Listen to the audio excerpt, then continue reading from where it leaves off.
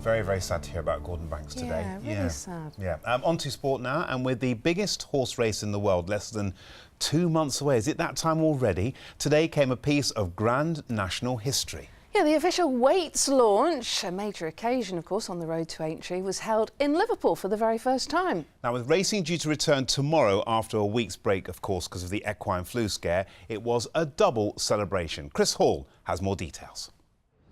Braving the cold after avoiding the flu. The equine outbreak couldn't hinder the Grand National or today's glitzy weights launch, though it was still the talk of the trainers.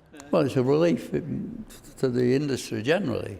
It's not done the industry any harm because at least they've shown how they feel about protecting the horse world. But it would have damaged it had it continued. Hey, behave you.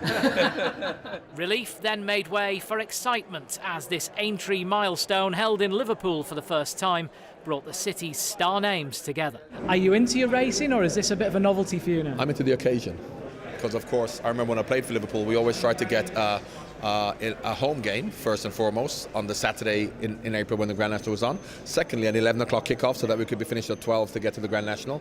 I would like to think that we really concentrated on the game to maybe try and win the game, but I think most people's minds were on getting to the Grand National after. So it's always been a great occasion for the city. Now, they want the racing community to really feel at home in Liverpool, so on every table is a Learn Yourself Scouse book as kind of a tar whack or thank you for coming.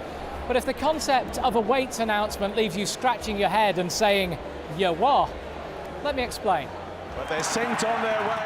The Grand National is a handicap race. This means they add different weights to each horse to give everyone the same chance of victory. The better the horse, the more weight is added. Today those handicaps were announced, giving the first real indication of who'll be worth backing in April. Before, you always said it was a horse lower down the weights had a better chance of winning, but I think now the class of race that the Grand National has become, I think the higher rated horses are the ones to be with. So, which one would I ride in the Grand National? I was quite impressed with Gordon Elliott's horse Dunicus, who won on Sunday.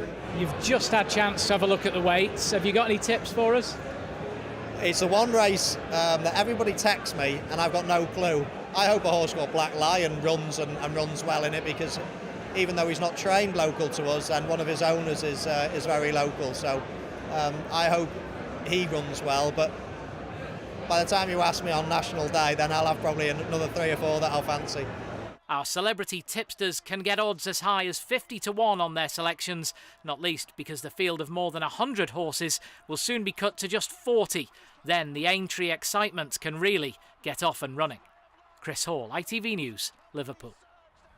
Have you ever won on the National? Oh, no, probably not. No, probably about £1 or something, no. No holidays to Barbados on my winnings, that's for sure. I only won once on Lucius, which is about 100 years ago. Anyway, staying with sport,